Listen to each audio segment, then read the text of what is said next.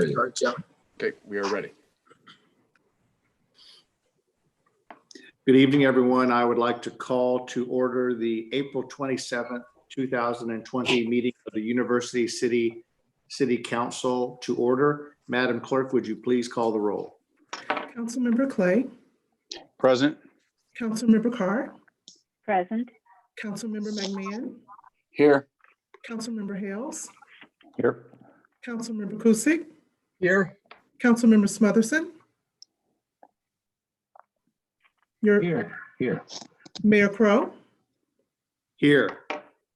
Thank you very much. Before you have the agenda for tonight's meeting, I would welcome a motion that the agenda be approved. Is there such a motion? Motion made by Ms. Carr. Is there a second? Seconded by Mr. Smotherson. Any discussion? Hearing none. Those in favor, please signify by saying aye. Aye. Aye. Opposed? The ayes have it. Before you, you have the proclamation recognizing April 18th, 2020 as Arbor Day. We will not be reading that, but I believe that the clerk will be getting that out to us so that we can all sign the Arbor Day proclamation. Before you, you have the minutes of March 10th, 2020 study session regarding the Olive and Midland proposed development. Is there a motion to approve those study session minutes? So Motion moved. by Mr. Smotherson. Is there a second? There's a second by Mr. Hales. Any discussion? Hearing none. All those in favor, please signify by saying aye. Aye. Opposed? The ayes have it. Before you have the March 10th, 2020 regular meeting minutes. Is there a motion that they be approved? Motion by Mr. Kusick, seconded by Mr. Clay. Is there discussion? Hearing none. All those in favor, please signify by saying aye. Aye. Aye. Opposed? The ayes have it. Before you, you have the April 16th, 2020 special meeting of the City Council. Is there a motion that those minutes be approved? Motion by Ms. Carr, seconded by Mr. Smotherson. Is there discussion? Hearing none. All those in favor, please signify by saying aye. Aye. Opposed? The ayes have it. We have no appointments to boards and commissions. We have no swearing in. And as I think our citizens know, first off, thank you for joining us tonight by this Zoom type meeting. We hope that we will do the best that we can to move this along in an appropriate fashion. We do realize that several citizens have provided us with citizen comments, and those comments have been provided to all members of council prior to this meeting. So thank you very much for providing your comments to us. We do not have a public hearing scheduled for this evening. We have before you a consent agenda with 7 items on them. May I have a motion for the consent agenda? So moved. By Mr. Hales. Is there a second? Seconded by Ms. Carr. Is there any discussion? Hearing none. All in favor, please signify by saying aye. Aye. Aye. Opposed? The ayes have it. You now have the city manager's report. Mr. Rose. Honorable Mayor and council members, first, let me start out by indicating that I have on file with the city clerk the proposed fiscal year 21 annual operating budget and the companion FY 21 through 25 capital improvement program. Those are to be distributed to each of you, and they are on file with our city clerk. City report, item number 1, conditional use permit for the auto service. This agenda item is being recommended. It has been through the Planning Commission with a recommendation for approval. And I believe we have the Planning and Development Director, Clifford Cross, on with us to present the item. Yes, thank you, City Manager Rose. Good evening to the council. And Mr. Rose touched on it. This item actually went before the Planning Commission back in February for approval of a conditional use permit to initially operate an auto service facility with accessory auto sales at the property company known as 7404 Olive Boulevard. And I think many of you know it as the old Firestone building over there. As part of that process, the public hearing was conducted. The Planning Commission was able to consider the request, seek some public input with the request, and ultimately what came out of that meeting, as Mr. Rose had indicated, was their recommendation of approval. But the approval was for the auto service facility only, with no outdoor auto sales or operations. Staff felt comfortable with that because obviously the original building for that intent, as long as we're not creating a auto repair yard, we were comfortable with their recommendation as well. So per the code, it now comes to you as City Council, where you can approve the request as presented. You can deny the request, or you can approve the request with additional conditions. So we're seeking your action on this item tonight and to move forward. Thank you, Mr. Smith. So real quickly, before we have questions, may we have a motion, please, to approve, and then we'll do questions. Is there a motion? Yes. Motion by Mr. Smotherson, seconded by Mr. Clay. Mr. Smotherson. Yes, sir. Thank you, Mayor Crowe. I just wanted to understand Mr. Cross's description and explanation of adding special circumstances, and if you could define what that actually means, please. Well, ultimately, what comes to you from the Planning Commission is just a recommendation, and they basically find findings of fact and then make the recommendation. You can make the final approval if you've got concerns or you've received input that requires for additional buffering, for example, or things like that. It's within your power to attach that with your final action. Okay, if I may ask one last question, and that is, so if in fact he's actually ultimately interested in auto sale, so how would he then approach that? If we approve this as stated, how does he then approach or have that added to his services as a business? Well, he would have to go through, because it's an expansion of the approved use or greater intensifies. He would have to go through the conditional use permit process again.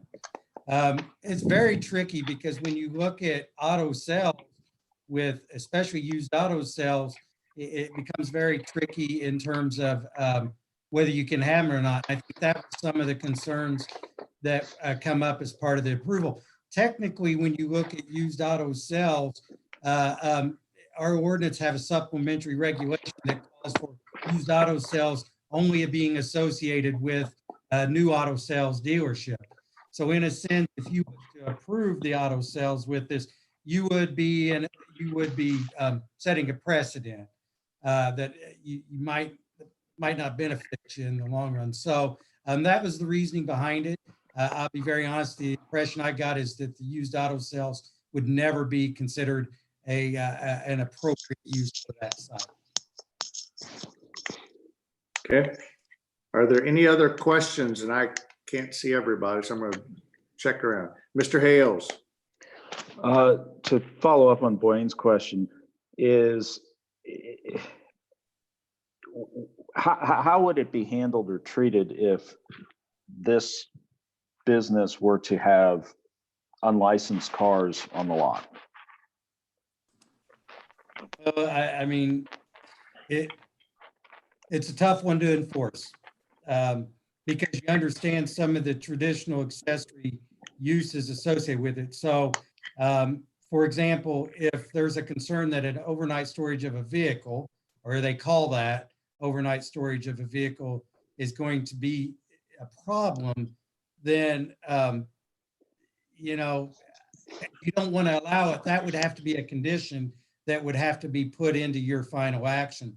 Otherwise, it's really just an enforcement and interpretation of, are they storing them there for a period exceeding traditional auto repair hours? Is the car out there because it's in process of being sold? And I'm not saying those are the intentions of the applicant, but as indicated to the Planning Commission, that's a very tough one to enforce from a planning staff standpoint or a zoning administration standpoint, because it's interpretation. So if we found what we thought was a violation, our first action would be to do like we would any other violation and send a notice of violation to the property owner. And if they fail to comply, then obviously we would go through the process of issuing citations.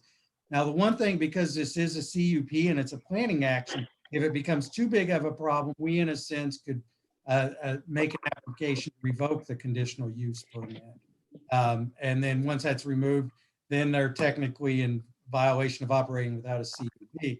But, once you have a business established, getting an relief to stop it could be a process.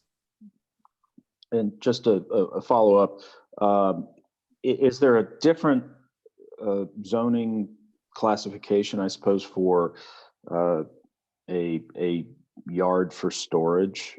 Like, is this what's being proposed? Is there not a circumstance where a vehicle could be towed from somewhere else and essentially impounded on this lot? Yeah, I would, I'd have to look at the specifics of the ordinance, but in the zoning districts, each zoning district, and this one is specifically general commercial, has uses that's permitted by right. And then it has uses that require a CUP. I believe a vehicle's repair facility. See, there's actually two different types. There's vehicle service. This is the least intense of it. And then there's vehicle repair facility, which you do tend to have more outdoor storage operations with. But those are traditionally require a conditional use permit within the industrial commercial zoning district. So the answer to your question is the only zoning district that I would think that a storage yard would be even an opportunity would be in the industrial commercial. Okay, thank you. Mr. Smotherson. I just wanted to add to Mr. Hale's question and address Mr. Hale's question and concern. And that is, I have spoken with Mr. Hopper, and he absolutely understands that if he has cars that need overnights, that need to be there overnight, he's going to house them inside the facility, because he is absolutely aware of the nightclub next door that has a large participant group Yes. of people during the happy hour timeframes and Friday nights. And it's incredible. They fill that entire lot. Yes, they do. He's absolutely aware of that. And also, he's also working with them so that they can expand their business into part of the Firestone facility. So he's not intending to leave cars there overnight. And if they do, they're going to be in the garage, inside. I'm sorry. Thank you. Mr. Kusick, you have a question? Yes, I have two questions. A follow-up to the Mr. Smotherson saying that he is not going to leave vehicles outdoors, but Mr. Cross, do you know how many vehicles he will be able to leave indoors? Yeah, if I recall, the building is rather large, and it had originally 3 bays that each accounted for 2 vehicles. And I believe the 3rd bay is actually going to be part of the new renovations associated with Elmo's. So he, in a sense, I believe, has a total bay accommodation of 6 vehicles, if I recall. So he could technically have 6 vehicles inside at any one time. So I know that when the Firestone was there before, that they often had a lot more vehicles than that waiting to be serviced. So I am concerned that he would have enough parking spaces for those vehicles, because just having 6 vehicles or just enough storage for just 6 vehicles overnight, I really think that he's more. And then there's in the parking lot, there are 206 spaces So, and as Mr. Smothers has said, it is quite a popular establishment, and the parking lot is sometimes full and even parking on the street. So is this conditional use permit allowing him to use any of the parking spaces that are out in the public area? We did an analysis of the parking, both with the current state of the building and even with the proposed expansion. And when we ran it across the board, if I remember correctly, he actually, that site per our current parking code still has a required surplus of 6 spaces. So it has enough spaces for current uses. Now that said, this kind of goes back to some, other things you see. Say, for example, Subway or someplace expanded and they took more spaces than their neighbor. That could really restrict what can be done with some of those other suites in terms of, as proposed, he would have a sufficient amount of spaces. Thank you. Is there anyone else who has a comment as I'm looking through seeing? I don't believe so. If there are no further John questions. Mulligan. Yeah, John Mulligan. Mayor, I think it'd be good to clarify what the council's voting on here, because this is a conditional use permit application, which is for a vehicle service facility with an accessory use car sales. Now, staff, as I understand it, is recommending that there be a conditional use permit for the vehicle service facility, but not the accessory car sales use. So the application for conditional use permit as presented, if approved by the council, would include that accessory used car sales, which staff has advised is not permitted under the zoning code. So I think maybe perhaps clarify that Okay. on what exactly is before the council, whether it's the application as presented or whether it's the application as recommended with the change made by staff that would delete the accessory used car sales authorization. Yeah, I mean, I can, as recommended, because if you see the transmittal letter that came from the Planning Commission, it actually has their vote number of 7-0, recommended approval of the application, subject to that condition. 1, approval of vehicle service facility only. No vehicle sales allowed with a conditional use permit. Okay, thank you. And Ms. Reese, I don't remember who made the motion, but I believe it was Smotherson, probably. Mr. Smotherson, was it your understanding as you made that motion that you were making the motion for the report that came from the Planning and Zoning Commission that allowed for vehicle maintenance, but not for vehicle sales? Is that correct? Yes, sir. That's my understanding. Yes, And sir. I believe your second was Mr. Aye. Clay, and you were good with that on your second? Yeah, that's based on the language of K110 is what I was looking at, but so that is in fact, my understanding. John, are you good with that? That's good. I just wanted the record to be clear. Correct. All those in favor, please signify by saying aye. Aye. Aye. Opposed? The ayes have it. We can now move forward, Mr. Rose, with item number 2. Honorable Mayor and council members, item number K2, ask council to consider the Habitat for Humanity lot donation contract. Mr. Cross, would you like to introduce this item? Sure, thank you. I think this is an item that we saw or touched on back a few months back, and it's in reference to Habitat for Humanity's new construction of new single-family homes within the 6500 block of Plymouth. If you recall, in the past, there was some concerns about the clustering of the homes, and there needed to be some additional consideration of how many new homes would be constructed on that lot. They talked about ultimately doing 7 homes, but now they're looking to do a phased approach. So what they're asking for is for the city to go ahead and donate 1 lot, the 6524 which then will give them site control of 3 lots within that block, because they currently also have 2 privately owned lots.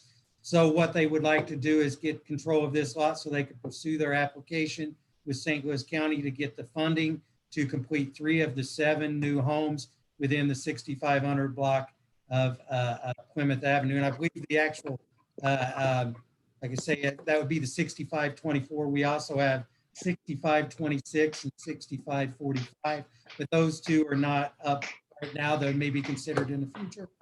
But if they can get this and get their application done, then they would further consider a new application in the future. They could potentially involve renovations and so forth. So they're just asking for you to move forward on the donation of this lot. Thank you very much. Is there a motion to approve? Mr. Clay, is there a second? Seconded by Mr. Smotherson. Is there a discussion? And I can't see everyone, so if you have discussion, just raise your hand and be patient. I think Mr. Kusick. Tim. Mr. Kusick. Mr. Cross, so we're being asked to donate give them 1 parcel of property, correct? Correct. And then they're supposed to seek application with St. Louis County. Supposing their applications with St. Louis County falls through, do they still maintain and own and control that parcel of property that we give to them? No, we built into the sales contract where if they don't perform, so to speak, I believe it's an 18-month period where if they don't perform, then it would be kicked back to us at their cost and not our cost. There's a built-in clause that would revert it back if they don't perform. And any type of title transfer fees, they would pay for that? Yep. Yes, sir. Thank you. Oh, that was a good question to ask, Mr. Kusick. Sorry. Oddly familiar. Are there any other questions from any members of council? I cannot see Mr. McMahon, but other than that, if no other questions of council, we've got a motion and a second on the floor. Those in favor, please signify by saying aye. Aye. Aye. Opposed?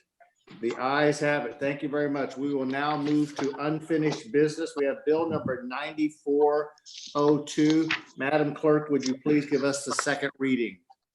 An ordinance amending Schedule 3 of the Traffic Code to revise traffic regulation as provided herein. May we have the third reading? An ordinance amending Schedule 3 of the Traffic Code to revise traffic regulation as provided herein. Thank you very much. Is there a motion to approve bill number 9402? Motion by So moved. Mr. Nichols. Is there a second? I'm sure there probably would. Mr. Kusick, thank you very much. Is there any discussion? I see no hands up. Would you please call the roll, Madam Clerk? Councilmember Carr, Aye. Councilmember McMahon, Aye. Councilmember Hales, Aye. Councilmember Kusick, Aye. Councilmember Smotherson, Aye. Councilmember Clay, Aye. Mayor Crowe. Aye, thank you very much. We now have before us bill number 9403. Madam Clerk, may we have the second reading? An ordinance amending Chapter 120 of the Municipal Code of the City of University City relating to commissions, authorities, boards, and commissions by enacting therein a new article to be known as Article 23, Commission on Stormwater Issues, and a new section to be known as Section 120.1080, Commission on Stormwater Issues, establishing compositions, duties, officers, and rules. Thank you very much. May we have the third reading? An ordinance amending Chapter 120 of the Municipal Code of the City of University City relating to commissions, authorities, boards, and commissions by enacting therein a new article to be known as Article 23, Commission on Stormwater Issues, and a new section to be known as Section 120.1080, Commission on Stormwater Issues, established composition, duties, officers, and rules. Thank you very much. Ms. Carr, would you like to make a motion? I would. Thank you very much, Mayor. I move that we adopt this bill. Thank you very much. Is there a second? 9402. Seconded by Mr. Kusick. I cannot see Mr. McMahon at this time, but if anyone has a question for discussion, please let me know. Seeing nothing or any signal from anyone else, Madam Clerk, would you please call the roll? Councilmember McMahon, Aye. Councilmember Hales, Aye. Councilmember Kusick, Aye. Councilmember Smotherson, Aye. Councilmember Clay, Aye. Councilmember Carr, Aye. Mayor Crowe. Aye, thank you very much. The matter passes. Congratulations, Ms. Carr. You have put a yeoman's work in on this. Thank you, Mayor. Congratulations. We've now moved through unfinished business. Let's see, where am I for new business? I've got to go back and find another sheet here. Do I have any? Oh, there it is. I apologize. Takes me just a second here. We have no new business before us.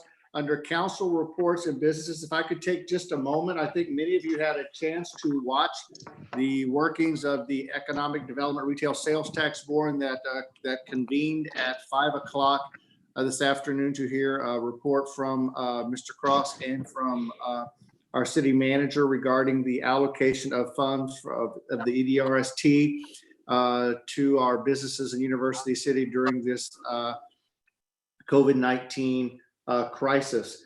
First, I want to thank the members of the EDRST for moving through so quickly and getting a meeting set up, and for the thoughtfulness of the questions that they provided both to their colleagues and, of course, to staff. I think many of you noticed that there were questions regarding marketing strategies, regarding language, regarding length of time, and regarding the formula to be used.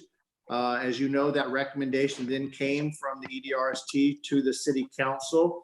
And I would hope that my colleagues would join, and I'm sure I can't imagine you wouldn't, that we move forward on this EDRST proposal very quickly.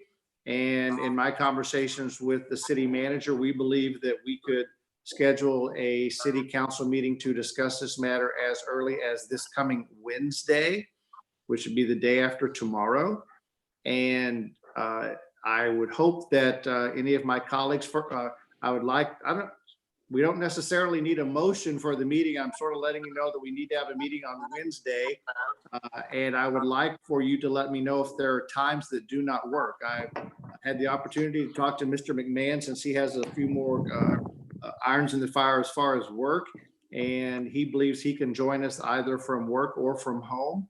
And since we're all most of us working from home anyway, if I said 3 o'clock on Wednesday, is that doable, or is it 5 o'clock? Is it 5:30?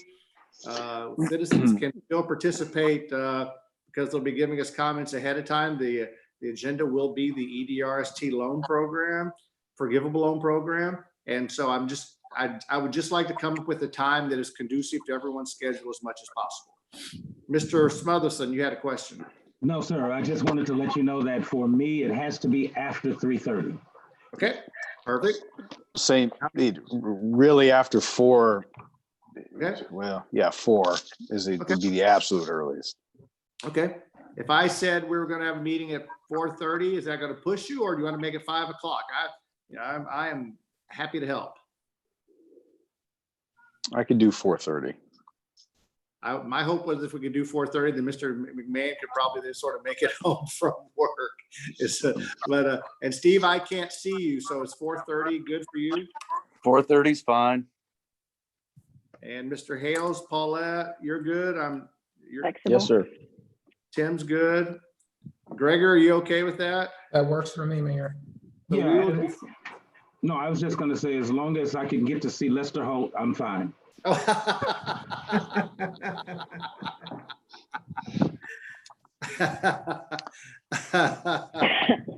thought the best quote on Facebook today was, when did the Today Show go to 3 hours? So anyway, are there other council reports or business from my colleagues? And I can see everybody except for Mr. McMahon. Hearing nothing, we will move forward. Citizen participation. Again, we have the comments provided to us by our citizens.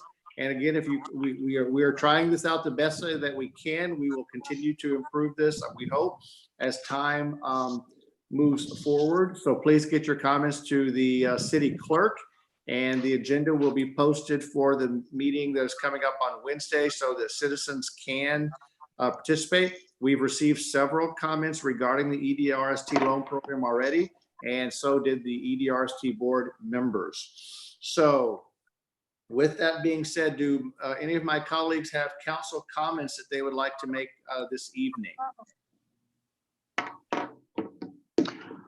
Mr. Smotherson. Thank you, Mayor Crow. I just wanted to simply say that congratulations to Paulette on the Stormwater Commission. Now, and I think that's important because that's sort of related to what I'm hoping that we can see in the future, and that is an Economic Development Commission. Because right now, EDRST board deals with the money, but I'm looking for an EDRST commission that actually deals with the type of businesses that we put into University City, whether that be the Loop, whether that be Olive or Del Mar or any of the businesses, more focused on that area. The reason I say that is because, as I mentioned to my colleague, Councilman Clay, you know, we have a new business that is opening up on Olive, I guess sometime soon. And it distresses me. It bothers me a lot in that it just shows the downfall, or I guess I should say, the disregard of the Third Ward. Because again, we've got a Dollar Tree, we've got a Dollar General, we've got 2 Family Dollars. And again, on Olive, not necessarily in the Third Ward, but 2 Family Dollars. And now somebody's opening a Dollar City next to Boogie's Donuts. I mean, he can't even, and they don't even really understand. I don't understand what they're going to be or trying to be. He's got snacks, candy, and hardware, and then also lottery tickets. And then on the door it says Dollar Plus. I'm confused. But to be honest and serious, I'm concerned about the type of businesses that are being placed in the Third Ward, and that concerns me. And one of the things I'm hoping that can be addressed is an Economic Development Commission that actually can look at and view businesses that are coming into UC. So that's all I wanted to say, and I'll leave it at that. Thank you. Okay, I think Mr. Hales, I think you're next. Thank you, Mayor. I too want to congratulate Councilmember Carr on the Stormwater Commission. We have known each other for quite some time, and she was at one point the only voice I remember speaking up about this issue. And unfortunately, at an earlier time, didn't have much support behind that. And so many years later, it is nice that she had the support and has the support of the entire council. So congratulations to Councilmember Carr.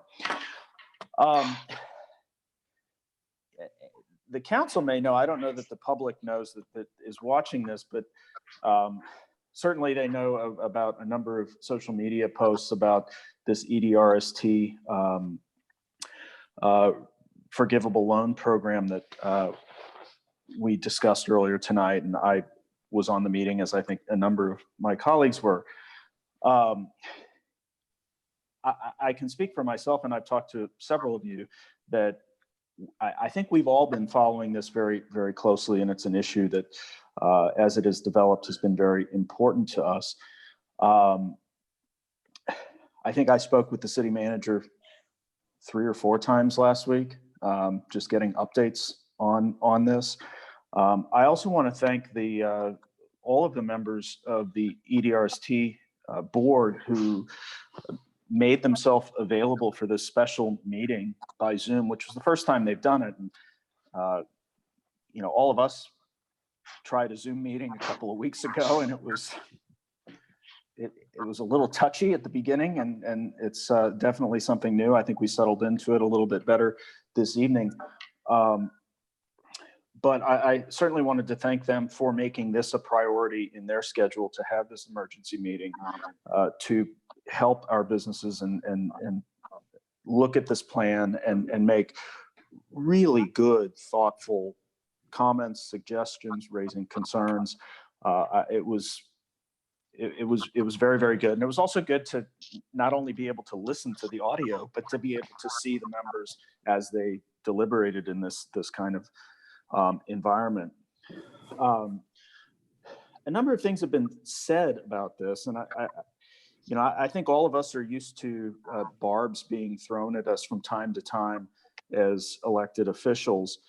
There was one thing that was said that was not about us. It frankly was about our city manager and about what he said relating to this this proposal, that it was being delayed, and that the city manager had said in an email, which we were all copied on, that this proposal would not come to council until the 13th, or I'm sorry, May 11th, excuse me.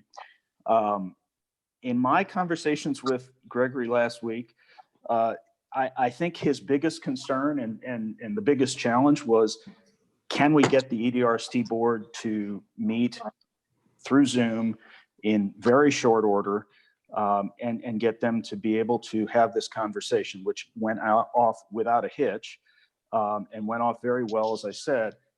And to that, I think, thanks is in order to the city clerk, Laurite, who I'm sure was involved in that on some level, Mike Carlin, the IT person, who I know was certainly involved in that, as well as the communications director, Allison Bamberger.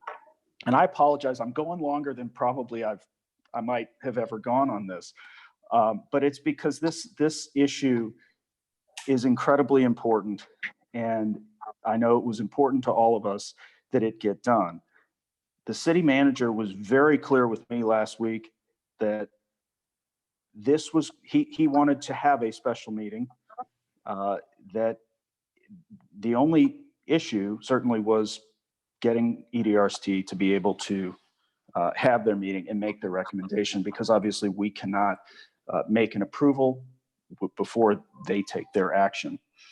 And finally, there was one comment that I received that really, frankly, I care enough that it really kind of hit me a little bit emotionally. And it was the suggestion that the city and that the council has not been transparent on this issue.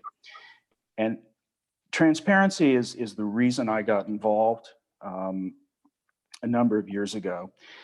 And in just roughly two short years now, this council, even before I was on, restored commission audio being recorded at our meetings.